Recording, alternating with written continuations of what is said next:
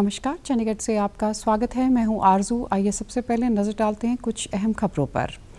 प्रधानमंत्री ने बजट की बात करते हुए कहा है कि सरकार द्वारा लिए जा रहे फैसलों से देश की अर्थव्यवस्था का हो रहा है निरंतर विस्तार।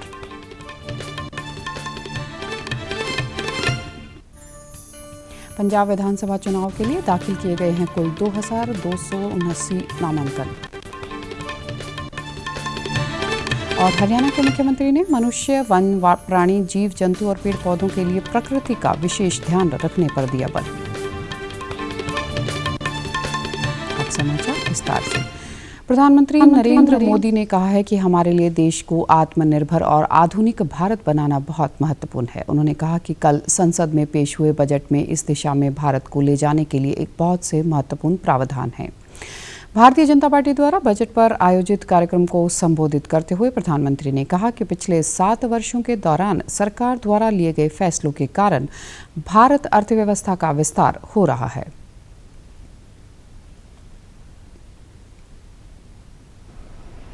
सात साल पहले करीब $275 बिलियन का विदेशी मुद्रा रिजर्व हमारे देश के पास था। आज देश का विदेशी मुद्रा रिजर्व $630 बिलियन को पार कर गया है। वर्ष 2013 में देश में $36 बिलियन का विदेशी निवेश एफडीआई था। पिछले साल ये $80 बिलियन को पार कर चुका है।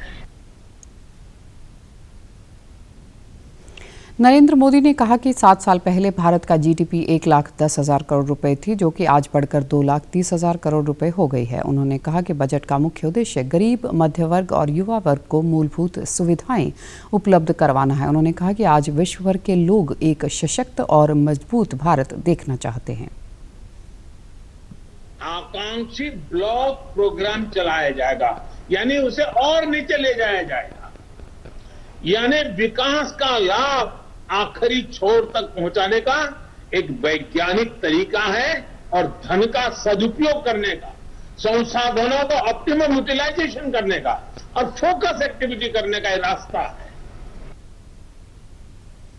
प्रधानमंत्री ने कहा कि बजट का फोकस भारतीय कृषि को आधुनिक बनाना है, जिससे अधिक महत्व ऑर्गेनिक खेती पर है। उन्होंने कहा कि इसमें कृषि क्षेत्र और लाभप्रद होगा। प्रधानमंत्री ने कहा कि सीमावर्ती क्षेत्र के गांवों में से पलायन राष्ट्रीय सुरक्षा के लिए ठीक नहीं है और केंद्रीय बजट में सीमावर्ती क्षेत्र के लिए गांवों के विकास के लिए विशेष प्रबंध किया गया है। प्रधानमंत्री ने कहा कि पिछले 7 वर्ष के दौरान सरकार ने 50,000 किलोमीटर राष्ट्रीय राजमार्ग बनाए हैं। उन्होंने कहा कि प्रधानमंत्री गति शक्ति योजना के अंतर्गत हजारों किलोमीटर नए राष्ट्रीय उच्च मार्गों का निर्माण किया जाएगा। नरेंद्र मोदी ने कहा कि भारत की अर्थव्यवस्था की बुनियाद मजबूत है, दिशा सही है और बढ़ने की गति तेज है। संसद में वित्त मंत्री निर्मला सीतारमण द्वारा वर्ष 2022-23 के लिए पेश किए गए बजट में चंडीगढ़ प्रशासन को पिछले वित्त वर्ष के मुकाबले इस बार 196 करोड़ 67 लाख रुपए का अतिरिक्त बजट मिला है।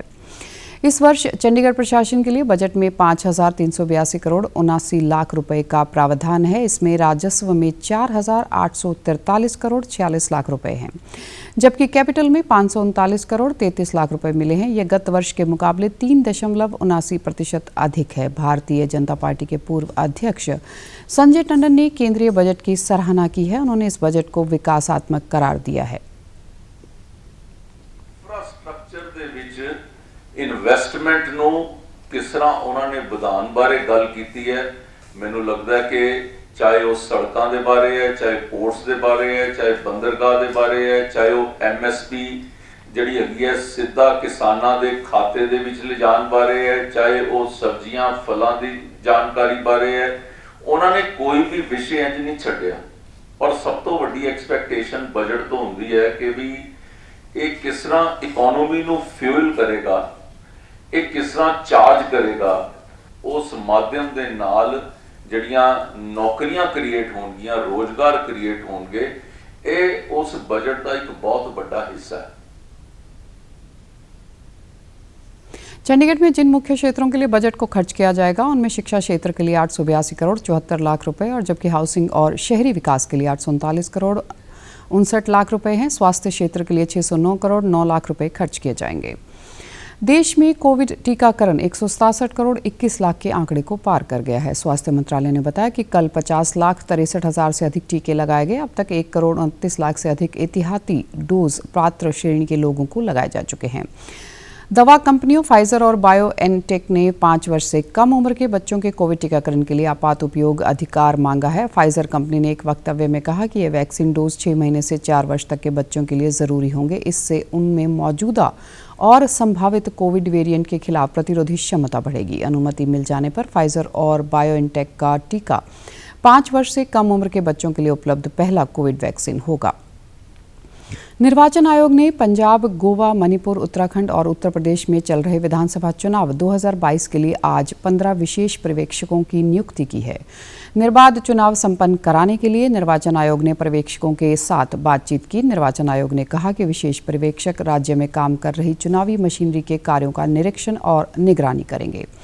आयोग ने यह भी कहा कि जमीनी स्तर पर स्वतंत्र, निष्पक्ष और मतदाताओं के अनुकूल चुनाव कराने के लिए पर्यवेक्षक आयोग की आंख कान की तरह काम करेंगे।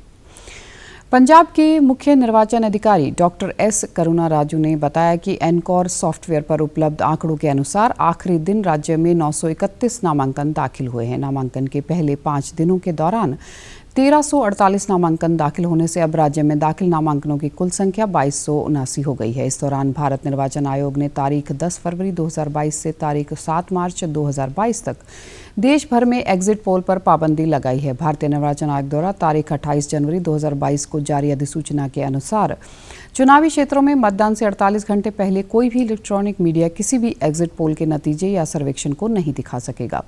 पंजाब विधानसभा चुनाव के मद्देनजर राज्य में आदर्श चुनाव आचार संहिता लागू होने के उपरांत अलग अलग इन्फोर्समेंट टीमों की तरफ से राज्य में 31 जनवरी 2022 तक चुनाव आचार संहिता के उल्लंघन के संबंध में 310 करोड़ 89 लाख रुपए की कीमत की वस्तुएं जब्त की गई हैं। हरियाणा के मुख्यमंत्री मनोहर लाल ने आदेश दिया है कि प्रदेश में कृषि भूमि मैपिंग का कार्य करने के लिए व्यापक स्तर पर चलाए जा रहे अभियान में तेजी लाई जाए ताकि प्रदेश का कृषि भूमि डाटा उपलब्ध हो सके।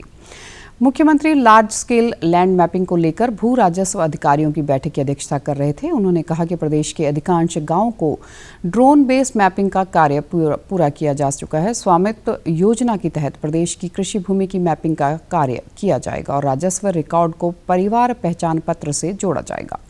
लार्ज स्केल मैपिंग कार्य को 3 चरणों में पूरा किया जाएगा। पहले चरण में ग्रामीण क्षेत्र की कृषि भूमि की मैपिंग तथा इस पर बने हुए स्ट्रक्चर के मानचित्र बनाने का कार्य किया जाएगा।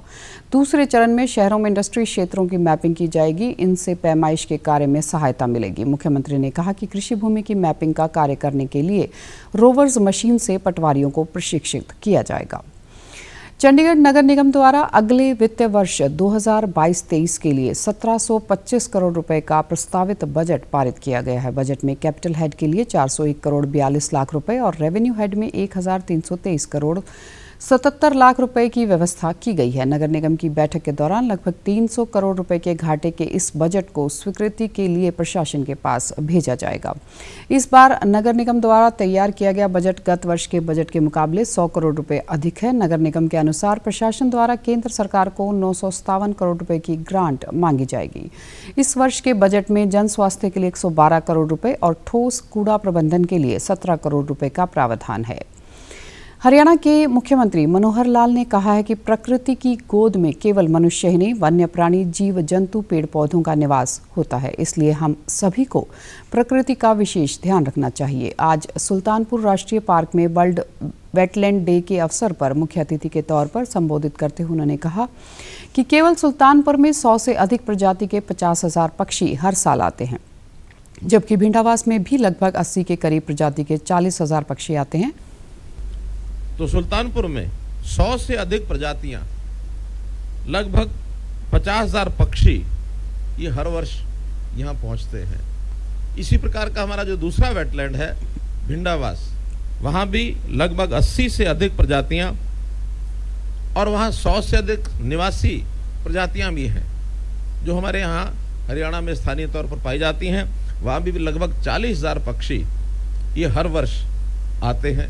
तो एक बहुत बड़ा ये एक जिसको कहना चाहिए एक उद्यम है जो राष्ट्रीय उद्यान की इस परंपरा में देखने को मिलता है। मनोहर लाल ने कहा कि इन दोनों झीलों के आसपास के क्षेत्र को होम स्टे नीति के तहत विकसित किया जाएगा। उन्होंने कहा कि हरियाणा देश का पहला ऐसा राज्य है जहां पर 75 साल से अधिक आयु के पेड़ के संरक्षण को पेंशन दी जाती है। उन्होंने कहा कि अब बजट में ऑर्गेनिक खेती पर बल दिया गया है क्योंकि कीटनाशकों से मिट्टी खराब हो रही है। मनोहर लाल ने कहा कि सरकार ने पांड अथॉरिटी बनाकर 1900 तालाबों को इस वर्ष ठीक करने का फैसला किया है और आने वाले वर्ष में प्रदेश के सभी 6000 तालाबों की सफाई की जाएगी। अब खबरें फटाफट। वायुसेना में महिला लड़ाकू पायलटों को शामिल करने की प्रायोगिक योजना को स्थायी बनाने का निर्णय। केंद्र ने अपने कर्मचारियों के लिए बायोमेट्रिक उपस्थिति का निलंबन 15 फरवरी तक बढ़ाया। राज्यसभा में राष्ट्रपति के अभिभाषण पर धन्यवाद के प्रस्ताव पर चल रही है चर्चा। कोरोना वायरस का खतरा भी टला नहीं है, इसलिए सभी से निवेदन है बाहर जाने के समय मास्क जरूर पहनें, सामाजिक दूरी बनाए रखें, बार बार अपने हाथ साबुन से धोएं और सैनिटाइजर का इस्तेमाल करें। और आप हमारे समाचार YouTube channel DD news Chandigarh, Facebook DD news Chandigarh और Twitter handle DD news CHE पर भी देख सकते हैं। इसी के साथ चंडीगढ़ से समाचारों का सिलसिला समाप्त होता है। अब मैं स्टूडियो से बाहर जा रही हूँ तो मैं अपना मास्क पहन रही हूँ। आप भी घर से बाहर निकलें तो मास्क ज़रूर पहनें। नमस्कार।